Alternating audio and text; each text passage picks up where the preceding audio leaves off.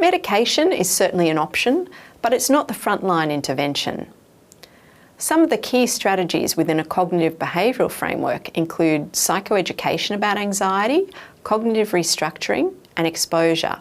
These strategies tend to be used in conjunction rather than entirely separate from one another. Psychoeducation involves educating clients about anxiety. This would include talking about the fact that anxiety is normal, that it is often adaptive or helpful, and that we understand it to consist of three separate but interrelated systems: the cognitive, behavioural and physiological systems. I would usually go through a cognitive behavioural model such as the one we looked at before. I'd probably talk about some of the theories about how anxiety develops. All of this is helpful in giving people a general idea of how anxiety works. But then I'd be working with the client to come up with a very personalised formulation or way of understanding how their anxiety has developed and is being maintained. Cognitive restructuring requires that the client understand the importance of thoughts. Once this has been explained, typically using the ABC model, which, by the way, is an example of psychoeducation, we would be asking the client to start identifying the unhelpful thoughts that are making them anxious. The most common way of doing this is by having clients complete a weekly thought diary. Next, we work with our clients to help them evaluate the evidence for and against the likelihood of these thoughts being accurate. This is absolutely not about clinicians telling clients that their anxious thoughts are inaccurate or incorrect.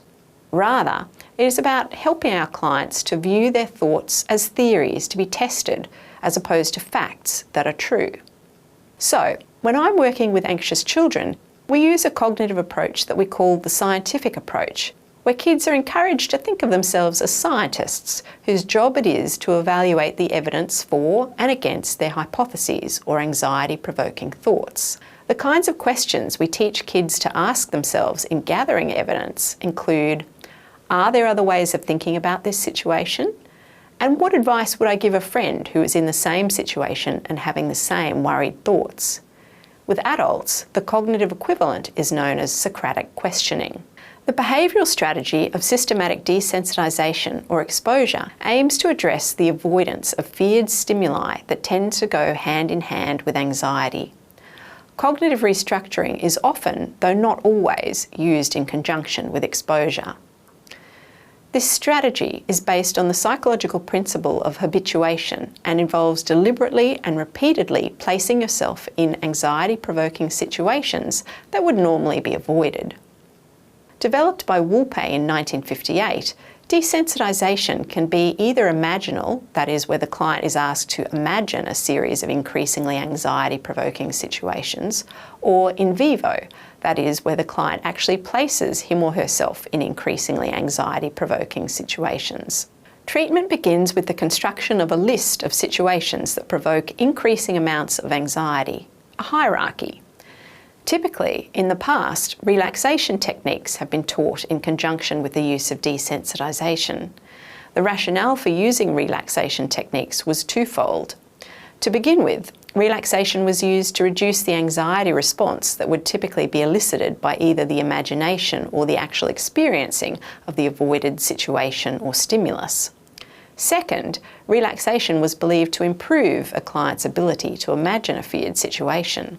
Today, however, relaxation techniques are far less commonly used in conjunction with desensitisation.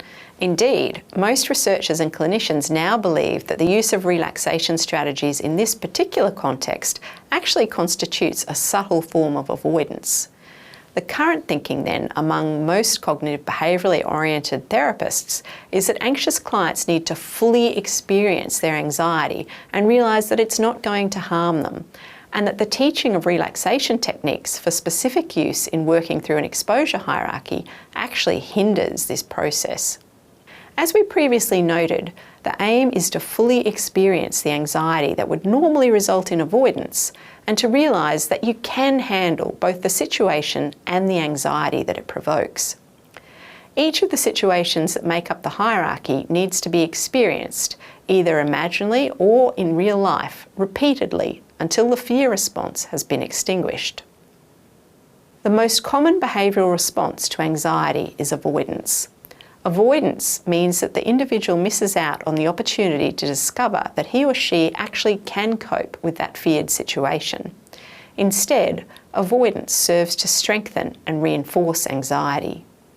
Let's have a look at the steps involved in developing an exposure hierarchy. Identify the feared situation.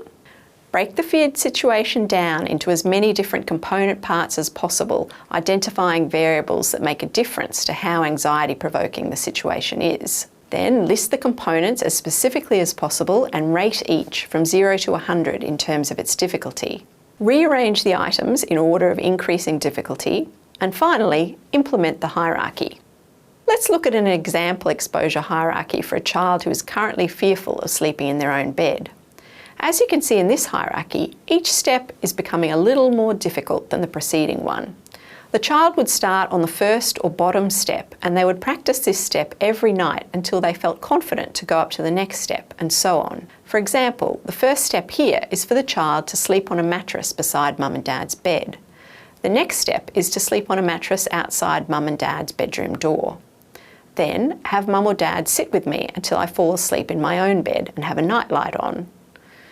Have mum or dad sit with me for 10 minutes and have a nightlight on. Sleep in my room with a nightlight on. Sleep in my own room with the hall light on. Then finally, sleep in my own room with no light. An exposure hierarchy is intrinsically rewarding.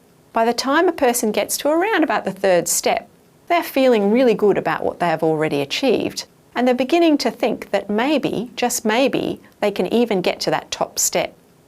However, because by definition we're asking clients to do things that they find anxiety-provoking, it is also very common, and certainly when you're working with kids and adolescents, to link an exposure hierarchy to an external reward system in which they can earn small rewards for working on their hierarchy. I want to end with this question. What if you know someone with an undiagnosed mental health problem?